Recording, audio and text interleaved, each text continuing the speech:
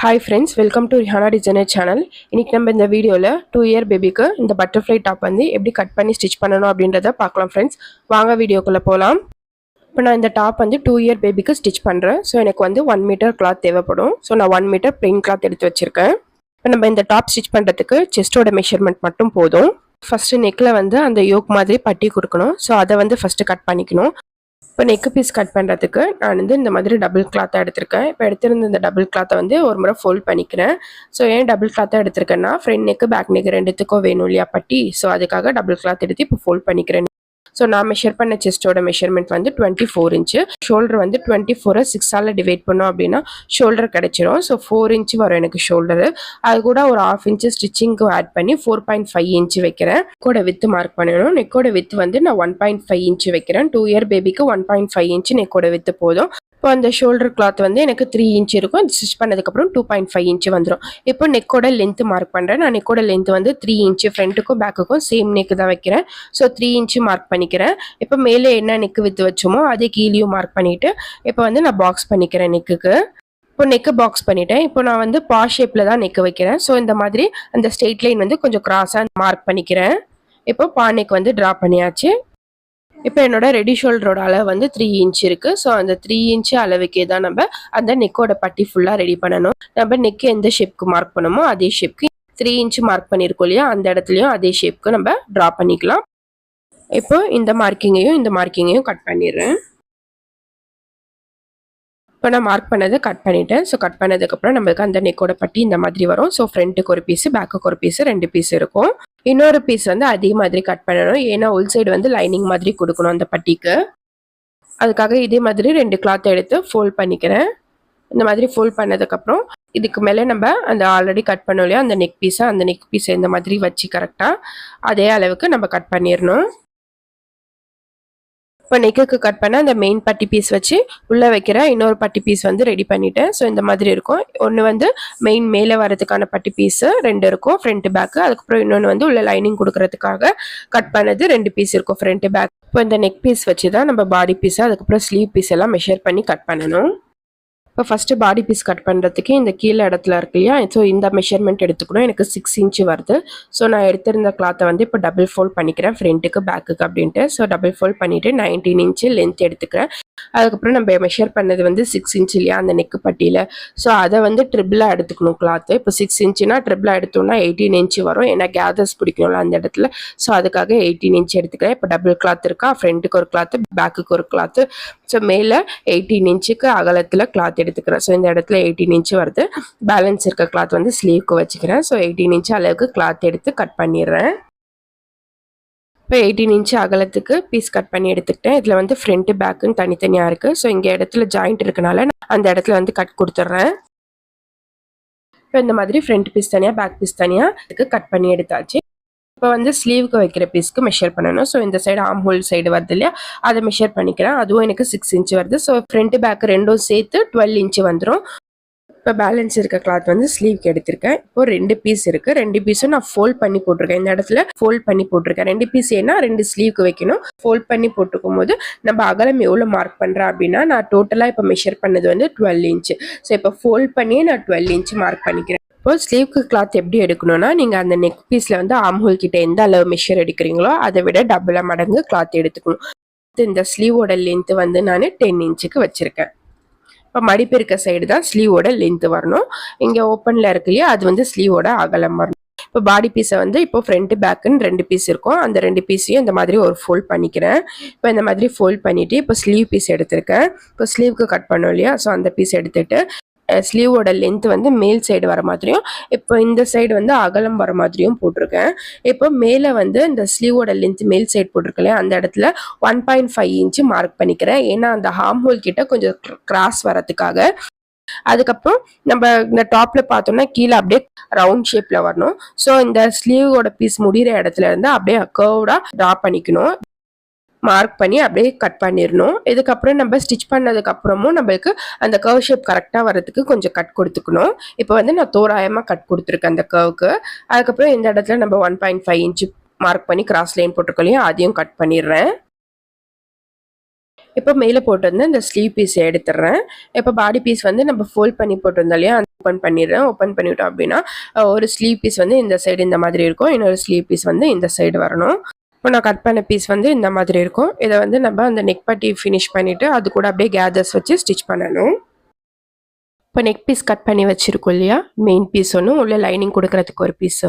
So அதை தனித்தனியாக எடுத்துக்கோங்க. இப்போ ஃபஸ்ட்டு நான் மெயின் பீஸ் எடுத்துக்கிறேன். மெயின் பீஸில் வந்து ஃப்ரண்ட் பீஸ் பேக் பீஸ்ன்னு தனித்தனியாக இருக்கும். அது தனித்தனியாக இருக்க பீஸில் வந்து இந்த ஷோல்டர் இருக்கு இல்லையா, அந்த ஷோல்டரை வந்து அப்படியே ஜாயின் பண்ணிடுறேன். இப்போ பேக் சைடு வச்சு அப்படியே 2 சைடுக்கான ஷோல்டரையும் நான் ஜாயின் பண்ணிடுறேன் மெயின் பீஸில் ஃபஸ்ட்டு. இப்போ மெயின் பீஸில் இந்த மாதிரி ஷோல்டர் ஜாயின் பண்ணதுக்கப்புறம் ஓப்பன் பண்ணால் அந்த ஃப்ரண்ட் நெக்கும் பேக் நெக்கும் ஜாயிண்ட் ஆகிடும். இப்போ இதே மாதிரி நம்ம லைனிங்க்கு உள்ளே கொடுக்கறதுக்காக இன்னொரு 2 பீஸ் கட் பண்ணோம் இல்லையா, front neck back neck. So அதையும் அதே மாதிரி ஷோல்டர் ஜாயின் பண்ணிக்கிறேன். இப்போ லைனிங் கொடுக்குற பீஸ்லையும் ஷோல்டர் ஜாயின் பண்ணியாச்சு. ஸோ ஃப்ரண்ட்டில் இந்த மாதிரி திருப்பி வச்சுக்கிறேன். இப்போ இந்த மெயின் பீஸையும் இந்த லைனிங் பீஸும் ஜாயின் பண்ணணும். இப்போ ஃபஸ்ட் அந்த லைனிங் கொடுக்குற பீஸ் இந்த மாதிரி கரெக்டான சைடு வச்சுருக்கேன். அதுக்கப்புறம் மெயின் பீஸ் இருக்கு இல்லையா, அதை வந்து இந்த மாதிரி பேக் சைடு தையல் வர சைடு வந்து மேலே வர மாதிரி வச்சுட்டு 2 ஷோல்டரையும் ஒன்றா இந்த மாதிரி வச்சுட்டு அப்படியே அந்த நெக் பீஸை ஃபுல்லாக நம்ம எந்த டிசைன் நெக் கட் பண்ணியிருக்கோமோ அந்த டிசைனுக்கு அப்படியே நெக்கை வந்து ஸ்டிச் பண்ணிடுறேன்.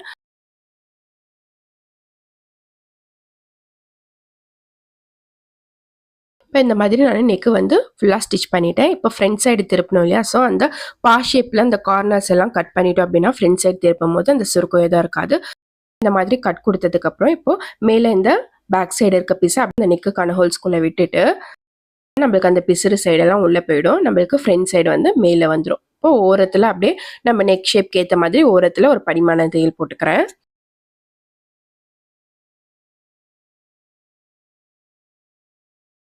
இப்போ இந்த மாதிரி நான் படிமான தையல் போட்டுட்டேன். ஸோ நெக் வந்து பர்ஃபெக்டாக ஃபினிஷ் ஆகிடுச்சு. இப்போ நெக்கு சைடு வந்து ஃபினிஷ் பண்ணியாச்சு. இப்போ அதுக்கு ஆப்போசிட் சைடு இங்கே 2 கிளாத் தனித்தனியாக இருக்கும் இல்லையா, ஸோ அதை ரெண்டுத்தையும் ஜாயின் பண்ணுற மாதிரி 1/4 இன்ச்சு கிளாத் விட்டு அப்படியே ஃபுல்லாக ஸ்டிச் பண்ணிடலாம். இப்போ இந்த மாதிரி ஸ்டிச் பண்ணதுக்கப்புறம் இப்போ எக்ஸ்ட்ரா கிளாத் ஏதாவது வெளியில் வர மாதிரி இருந்ததுன்னா அதை கட் பண்ணிவிடுங்க. இப்போ இந்த மாதிரி நம்ம நெக் பீஸ் ஸ்டிச் பண்ணியாச்சு. ஃப்ரண்ட்டும் பேக்கும் இந்த மாதிரி இருக்கும். இப்போ பாடி பீஸ் அது கூட ஜாயின் பண்ணணும். இப்போ பாடி பீஸ்க்கு வந்து நான் கீழே கர்வ் மாதிரி கட் பண்ணிவிட்டு மேலே ஸ்ட்ரெயிட்டாக வர மாதிரி கட் பண்ணி வச்சுருக்கேன் இல்லையா. இப்போ இந்த நெக் பீஸை இந்த மாதிரி மேலே போட்டுக்கணும். இப்போ இந்த நெக் பீஸ் இந்த அளவு தான் நம்ம அந்த பாடி பீஸ் வைக்கணும். ஸோ பேலன்ஸ் இருக்க கிளாத் எல்லாத்தையும் கேதர்ஸ் மாதிரி பிடிக்கணும். இப்போ ஃப்ரண்ட்டுக்கு ஒரு பீஸு பேக்குக்கு ஒரு பீஸுன்னு 2 பீஸ் இருக்கும் பாடி பீஸில். இப்போ ஒரு பீஸ் எடுத்துட்டு இப்போ மேலே நம்ம ஜாயின் பண்ண போகிற இடத்துல எவ்வளோ இருக்குன்னு பாருங்கள். 15 இன்ச் இருக்குது. ஆனால் என்னோட நெக் பீஸில் வந்து 6 இன்ச் அளவுக்கு தான் இருக்குது மெஷர்மெண்ட்டு. ஸோ அந்த 15 இன்ச் இருக்கிறத வந்து 6 இன்ச் அளவுக்கு நம்ம கேதர்ஸ் கொடுத்து அதை வந்து 6 இன்ச் அளவுக்கு கொண்டுட்டு வரணும். இப்போ இந்த மாதிரி நீங்கள் அதை ஸ்டிச் பண்ணும்போது கொஞ்சம் கிளாத் இந்த மாதிரி சுருக்கி விட்டு ஸ்டிச் பண்ணிங்க அப்படின்னா கேதர்ஸ் ரெடி ஆகிடும். ஃபஸ்ட் இந்த மாதிரி ஸ்டிச் பண்ணிவிட்டு 6 இன்ச்சு கரெக்டாக வருதா அப்படின்ட்டு மெஷர் பண்ணி பார்த்து எக்ஸ்ட்ரா கேதர்ஸ் பிடிச்சிக்கோங்க.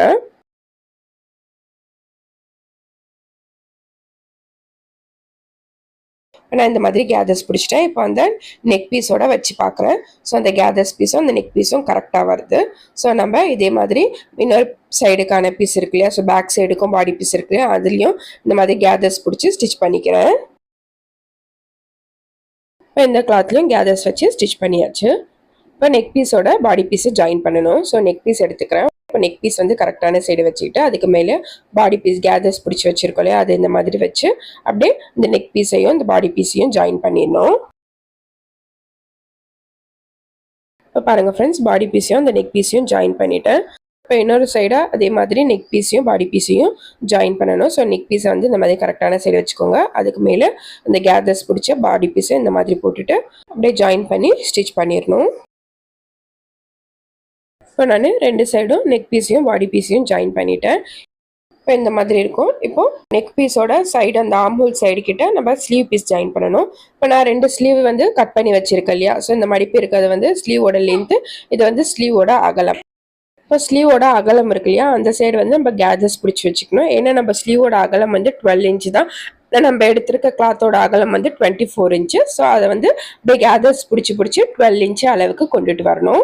2 ஸ்லீவ்லையும் அதே மாதிரி ஸ்லீவோட அகலம் கிட்ட கேதர்ஸ் பிடிச்சி 12 இன்ச்சு அளவுக்கு நம்ம அந்த ஸ்லீவ் கிளாத்தை கொண்டு வரணும். 2 ஸ்லீவ்லையும் நான் கேதர்ஸ் பிடிச்சிட்டேன். இப்போ இதை வந்து நம்ம பாடி பீஸோட ஜாயின் பண்ணணும். இப்போ நெக் பீஸை வந்து கரெக்டான சைடு வச்சுக்கணும். இப்போ இப்போ கேதர்ஸ் பிடிச்சி வச்சிருக்க இல்லையா அந்த ஸ்லீவை வந்து இந்த மாதிரி வச்சு இப்போ ஸ்லீவ் ஸ்டிச் பண்ணுறதுக்கு முன்னாடி ஒரு 1/4 இன்ச்சு விட்டுருங்க. ஏன்னா அந்த ஸ்லீவ் 1/4 இன்ச்சு கிளாத் வந்து நம்ம இந்த பாடி பீஸ் இருக்கு இல்லையா அது கூட ஜாயின் பண்ணணும். அப்படியே 1/4 இன்ச்சு கிளாத் விட்டு அப்படியே ஸ்டிச் பண்ணிகிட்டே வரணும் அந்த நெக் பீஸ் கூட ஜாயின் பண்ணிவிட்டு. அதுக்கப்புறம் ஃபினிஷ் பண்ணும் போது ஒரு 1/4 இன்ச்சு கிளாத்தை விட்டுட்டு அதை அப்படியே நம்ம அந்த சைடு பாடி பீஸ் கூட அப்படியே ஜாயின் பண்ணி ஸ்டிச் பண்ணணும். பாருங்கள், நான் ஃபஸ்ட்டு 1/4 இன்ச்சு கிளாத்தை விட்டுட்டு இப்போ ஸ்டிச் பண்ண ஸ்டார்ட் பண்ணுறேன்.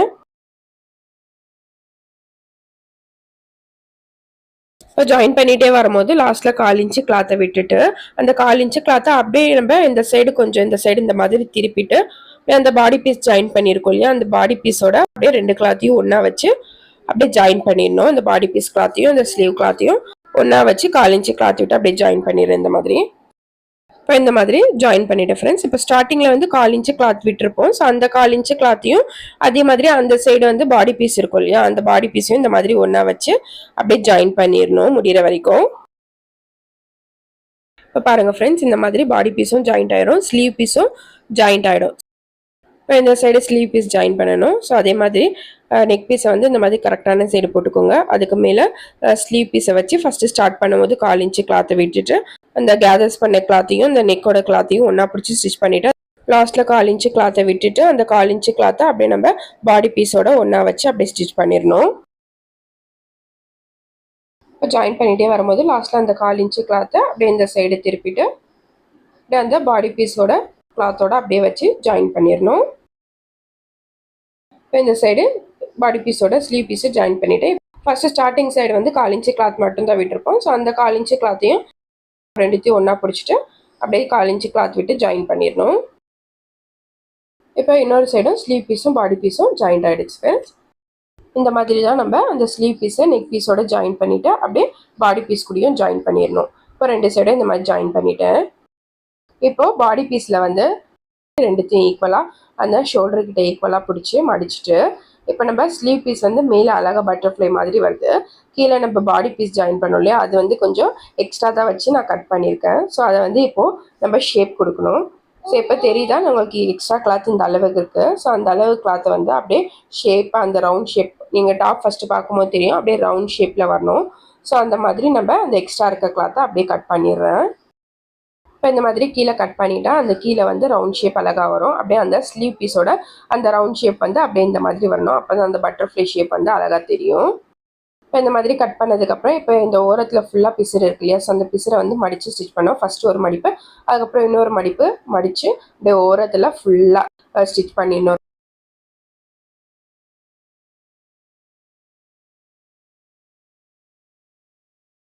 இப்போ இந்த மாதிரி நான் ஓரத்தில் மடித்து ஃபுல்லாக ஸ்டிச் பண்ணிட்டேன். இந்த டாப்போட சைடு ஜாயின் பண்ணணும். இப்போ இந்த சைடு வந்து நம்ம நார்மலாக சைடு ஜாயின் பண்ணுற மாதிரி கிடையாது. இந்த பட்டர்ஃப்ளை டாப்பில் வந்து நம்ம ஆல்ரெடி ஸ்டிச் பண்ணும்போது இந்த ஸ்லீவ் வந்து நம்ம பாடி பீஸோட ஜாயின் பண்ணோம் இல்லையா அந்த ஜாயிண்ட் இருக்கும். ஸோ அந்த ஃப்ரண்ட் பீஸ்க்கும் பேக் பீஸ்க்கும் இருக்கும் அந்த ஜாயிண்ட்டை இந்த மாதிரி ஒன்றா பிடிச்சிட்டு இந்த நெக் பீஸ் கிட்ட இருந்து ஒரு 3 இன்ச்சு விட்டுடுங்க. விட்டுட்டு அதுக்கப்புறத்துலேருந்து அப்படியே அந்த ஸ்டிச்சுக்கு மேலேயே ஸ்டிச் பண்ணிட்டோம் அப்படின்னா நம்மளுக்கு சைடில் வந்து ஜாயிண்ட் வர மாதிரி ஆகிடும். இப்போ அதே மாதிரி இன்னொரு சைடும் நம்ம அந்த ஸ்லீவையும் பாடி பீஸையும் அந்த ஸ்டிச் பண்ண கிளாத்தை இந்த மாதிரி ஒன்றா பிடிச்சிட்டு அப்படியே அந்த ஸ்டிச்சுக்கு மேலேயே அப்படியே தையல் போடணும். இப்போ நெக் பீஸ் கிட்ட இருந்து ஒரு 3 இன்ச்சு விட்டுடுங்க. ஏன்னா அப்போ தான் நம்ம கை உள்ளே போக முடியும். அதுக்காக நெக் பீஸ் இருக்கு இல்லையா அந்த இடத்துல இருந்து 3 இன்ச்சு விட்டுட்டு அதுக்கப்புறம் அப்படியே ஃபுல்லாக முடிகிற வரைக்கும் அப்படியே தையல் போட்டுக்கிறேன். இந்த இடத்துல சைடு ஜாயிண்ட் ஆகிருக்கு. ஸ்லீவ் வந்து இந்த இடத்துல வரும், பாடி பீஸ் வந்து இது கீழே வரும். அவ்வளோதான் ஃப்ரெண்ட்ஸ், பட்டர்ஃப்ளை டாப் வந்து ரொம்ப ஈஸியாக ஸ்டிச் பண்ணியாச்சு. மேலே ஸ்லீவ் வந்து அழகாக கேதர்ஸ் மாதிரி வந்து கீழே அந்த ரவுண்ட் ஷேப்பாக அழகாக வந்திருக்கு. பார்க்க அப்படியே பட்டர்ஃப்ளை மாதிரியே இருக்குது. ஸோ இப்படி தான் ஃப்ரெண்ட்ஸ் பட்டர்ஃப்ளை டாப் வந்து ஸ்டிச் பண்ணணும். இந்த பட்டர்ஃப்ளை டாப்போட ஸ்டிச்சிங் வீடியோ உங்களுக்கு பிடிச்சிருந்ததுன்னா லைக் பண்ணுங்கள், ஷேர் பண்ணுங்கள். மறக்காமல் ரிஹானா டிசைனர் சேனலை சப்ஸ்கிரைப் பண்ணிடுங்க ஃப்ரெண்ட்ஸ். இன்னும் நிறைய இன்ட்ரெஸ்டிங்கான ஸ்டிச்சிங் வீடியோ இந்த சேனலில் வரும். ஸோ மறக்காமல் சப்ஸ்கிரைப் பண்ணி வச்சுக்கோங்க. Thank you friends. Bye friends.